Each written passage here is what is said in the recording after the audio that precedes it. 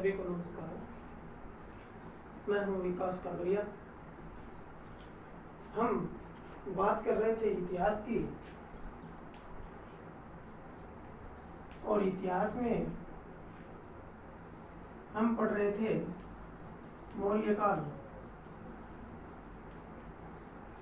और मौर्य काल में हमने चंद्रगुप्त पढ़ लिया, बिंदुसार पढ़ लिया, और बिंदुसार के बाद बिंदुसार का जो उत्तराधिकारी था वो आज हम पढ़ेंगे अशोक। तो अशोक का जो कार्यकाल था वो 273 ईसा पूर्व से लेकर 232 ईसा पूर्व तक माना जाता है। अशोक ने 37 वर्ष शासन किया, ये भी हमें देखने को मिलता है।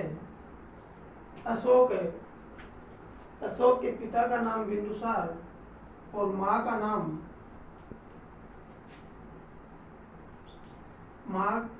नाम सुब्रह्मी। अशोक की माँ का नाम था सुब्रह्मी और पिता का नाम था बिंदुसार। अब अशोक के परिचय की हम बात कर रहे हैं। अशोक की पत्नियों का हम जिक्र करें। अशोक की पत्नियों का हमें कारुवाकी,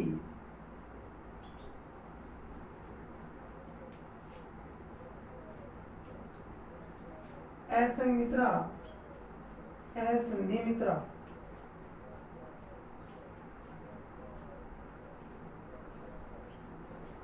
असंधिमित्रा और पद्मावती की सुरक्षा। तो इस प्रकार से हमें अशोक की पत्नियों के बारे में देखने को मिलता है। और असंधिमित्रा, पद्मावती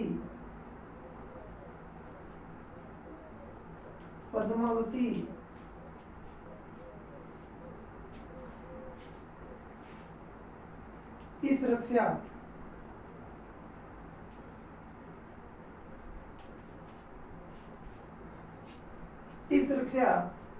ये हम अशोक की पत्नियों के बारे में हमने जिक्र किया। उसके बाद अशोक के जो मुख्य पुत्र और पुत्रियों का हम बात करते हैं। तो अशोक के पुत्र का जिक्र करेंगे तो हमें महेंद्र, जिसको बौद्ध धर्म का प्रचार करने के लिए अशोक ने श्रीलंका भेजा था। कहाँ पे? श्रीलंका। पुत्रियों का हम जिक्र करें तो दोस्तों एक का नाम आता है संघमित्रा।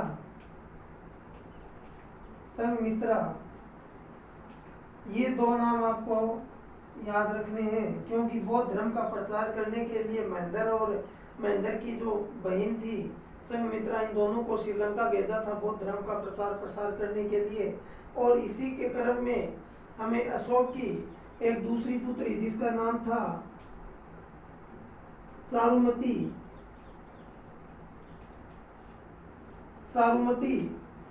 और एक बार इसका स्क्रीनशॉट ले लो, क्योंकि थोड़ी सी जगह कम होने के कारण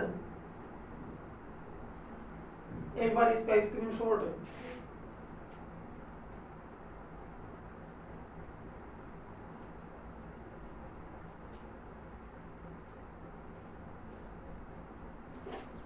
तो दोस्तों स्क्रीनशॉट ले लिया होगा। तो हम अशोक की बात कर रहे हैं। अशोक ने 273 ईसा पूर्व से लेकर 232 ईसा पूर्व तक इन्होंने शासन किया। 37 वर्ष हमें शासन का विवरण मिलता है। अशोक की माँ का नाम सुब्रह्मी था और इनके पिता का नाम बिंदुसार,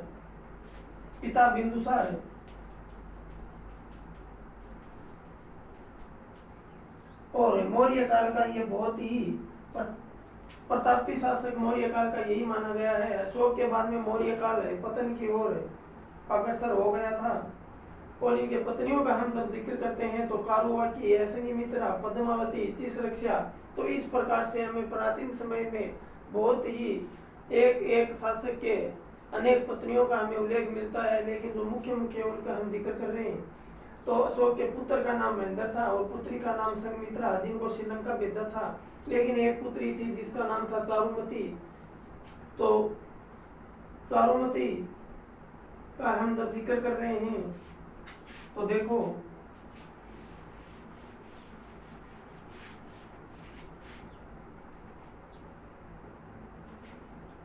इसकी जो पुत्री है चारुमती,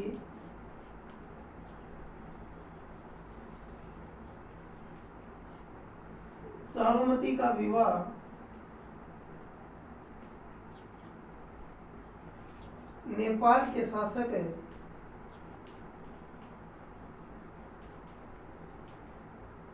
देवपाल के साथ किया था। किसके साथ है? देवपाल। और इस देवपाल ने नेपाल में देवपाटन नामक नगर की स्थापना की। नगर की स्थापना की। तो इस प्रकार से हमने चारुमती के बारे में पढ़ा और इसकी माँ के बारे में मैं आपको थोड़ी जानकारी दे देता हूँ। सुभद्रंगी के बारे में कई किताबों में तो सुभद्रंगी इनके माँ का नाम दिया ही नहीं रहता, लेकिन कई कई किताबों में हमें इनकी माँ का नाम सुभद्रंगी मिलता है। ये सुभद्रंगी आंध्र प्रदेश की जो राजधानी चंपा है, उस चंपा के एक ब्राह्मण की पुत्री थी। कहाँ की? चंपा के एक ब्राह्मण की एक कन्या थी सुभद्रंगी, जिसका विवाह बिंदुसार के साथ हुआ, जो अशोक की माँ, जिसने अशोक को जन्म दिया।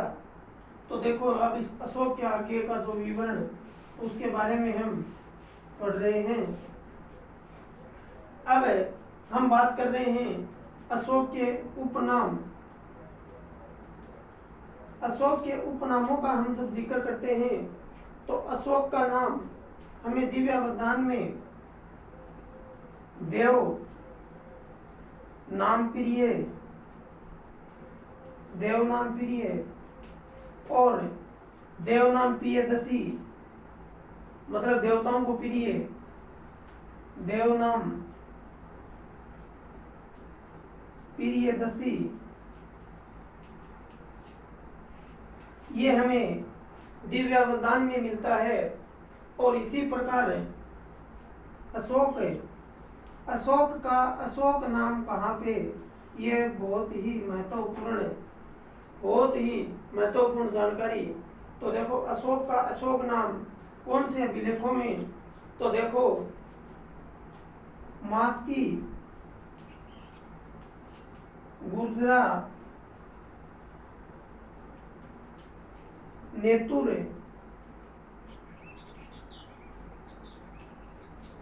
और उड्डेगेलन।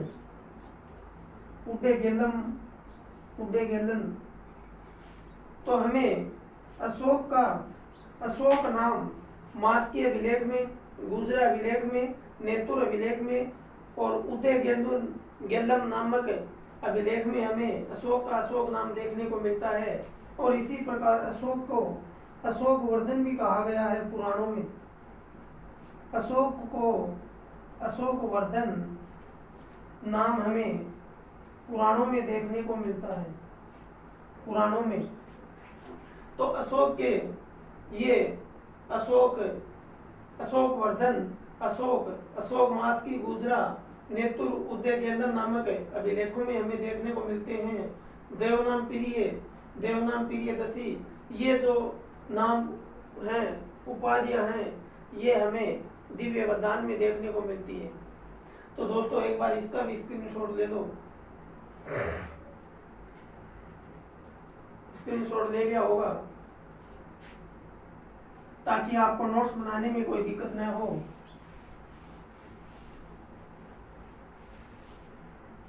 तो आगे हम बात कर रहे हैं अशोक के दीपवंश और महावंश में दीपवंश है और बौद्ध ग्रंथ है, ये बौद्ध ग्रंथ दीपवंश और महावंश, दीपवंश है और महावंश है। दीपवंश और महावंश में यहाँ पे कहा गया है कि अशोक ने अपने 99 भाइयों की हत्या करके इन्होंने 273 ईस्वी में राजगद्दी प्राप्त की थी। लेकिन इसी के साथ एक तिब्बती लेखक हुए हैं तारानाथ है, तिब्बती लेखक है।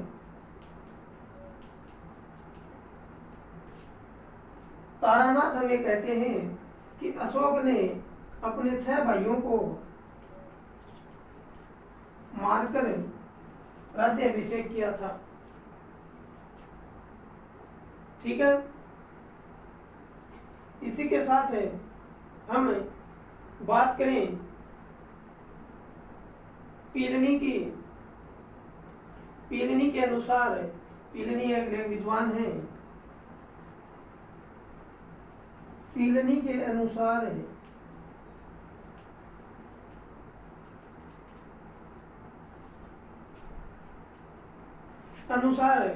अशोक ने बहुत अंतिम जो कलिंग का युद्ध हुआ था, और कलिंग के युद्ध के बाद इन्होंने बौद्ध धर्म को अपना लिया, और बौद्ध धर्म में बौद्ध भिक्षु उपगुप्त के कहने पर इन्होंने बौद्ध धर्म का प्रचार प्रसार किया और बौद्ध धर्म को अपना लिया था।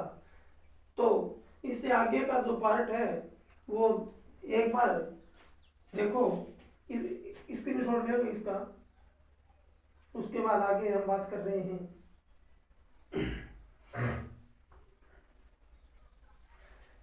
स्क्रीनशॉट ले लिया होगा। हम पढ़ रहे हैं अशोक, और अशोक के बारे में अब हम कलिंग युद्ध की बात कर रहे हैं, जो अशोक के बारे में बहुत ही इम्पोर्टेंट है, बहुत ही महत्वपूर्ण रहती है। अशोक मौर्य काल। तो दोस्तों, जब हम बात कर रहे हैं कलिंग युद्ध की, कलिंग युद्ध, कलिंग का जो युद्ध हुआ था ये महानदी और गोदावरी नदी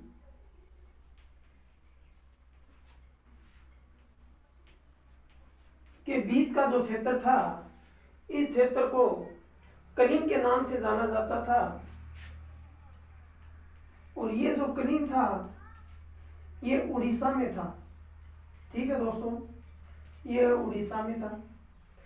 तो कलिंग का युद्ध इन्होंने, अशोक ने अपने राज्याभिषेक कब हुआ?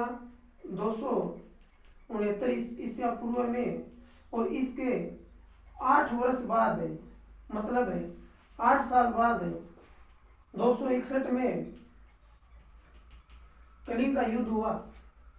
ये युद्ध हम पीलनी की थोड़ी देर पहले बात कर रहे थे, तो कलिंग युद्ध के बारे में भी पीलनी के अनुसार कलिंग का युद्ध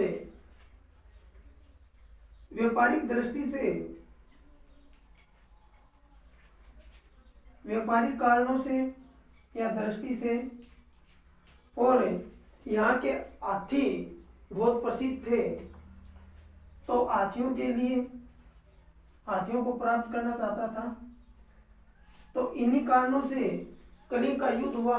और इस कलिंग के युद्ध में हमें, इस कलिंग के युद्ध में अधिक मारकाट, मतलब नरसंहार होने के कारण इन्होंने अपना बेरी घोष के स्थान पर धम घोष अपना लिया था। जब ये कलिंग का युद्ध हुआ, और कलिंग के युद्ध में अधिक मारकाट होने के कारण ये जो दृश्य अशोक ने देखा, और ये दशा देखने के बाद अशोक के मन में दया की भावना आई और उसके बाद अशोक ने बौद्ध धर्म को अपना लिया और बौद्ध धर्म को अपनाने के साथ साथ भेरी घोष के स्थान पर धम्म घोष अपना लिया था। भेरी घोष जब युद्ध, एक तो युद्ध की नीति और एक धर्म की नीति, मतलब भेरी घोष युद्ध की नीति को छोड़कर इन्होंने धर्म की नीति को अपना लिया था और तन मन धन से इन्होंने बौद्ध धर्म का प्रचार प्रसार किया। और ये बात हमें अशोक के शिलालेख 13 में देखने को मिलती है। तो दोस्तों अब हम एक बार इसका भी आप स्क्रीनशॉट ले लो।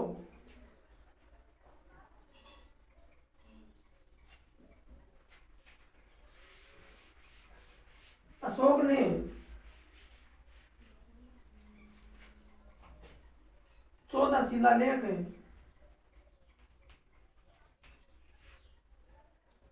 शिलालेख 7 स्तंभ लेख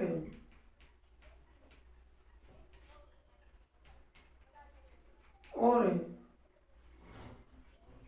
कुछ गुहा लेख, मतलब छोटे छोटे लेख उत्कीर्ण करवाए और विश्व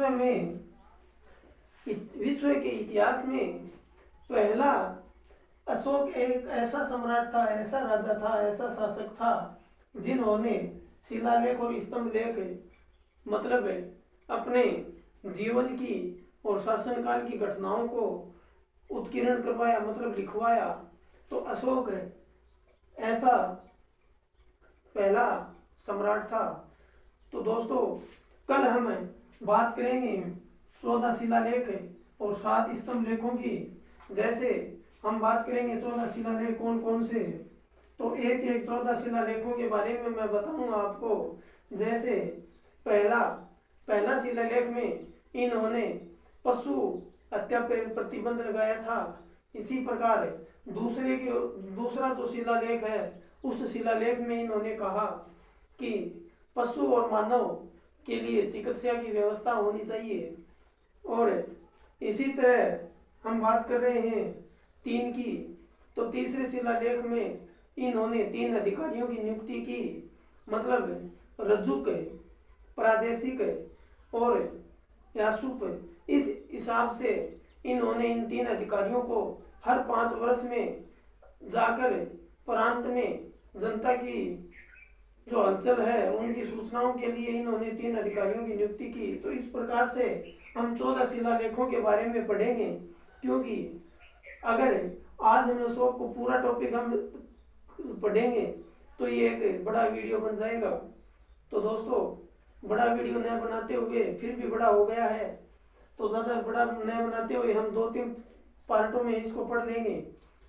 तो धन्यवाद दोस्तों, जय हिंद, जय भारत।